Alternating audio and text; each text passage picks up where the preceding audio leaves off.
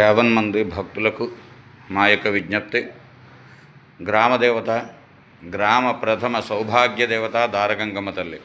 దారగంగమ్మ తల్లి అమ్మవారికి 12, 13వ తారీఖున పండగ మహోత్సవాలు, చిన్న పండగ మహోత్సవాలు జరుగుతాయి.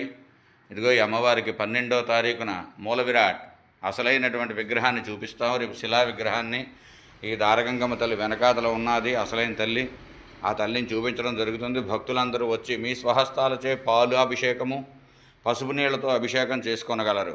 తదుపరి మరనాడు మంగళవారం నాడు అమ్మవారికి పసుపు కుంకాలు సమర్పించుకునేటువంటి మహోత్సవం. పసుపు కుంకుమలు ఇచ్చి తమ సౌభాగ్యాలన్నీ సుభిక్షంగా ఉండాలి అని చెప్పి, ఆయురారోగ్యాలతో ఉండాలి అని చెప్పి వేడుకునేటువంటి రోజు చిన్న పండగ.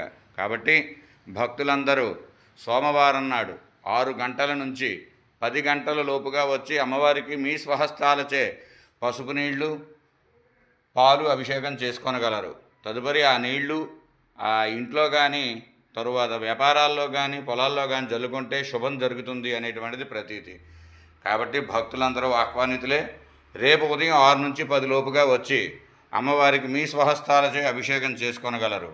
రేపు అసలైన విగ్రహాన్ని చూపించడం జరుగుతుంది. భక్తులందరూ విషయాలు గమనించాలి. జయ హో మాత, జై శ్రీ దారగంగమ్మ తల్లి.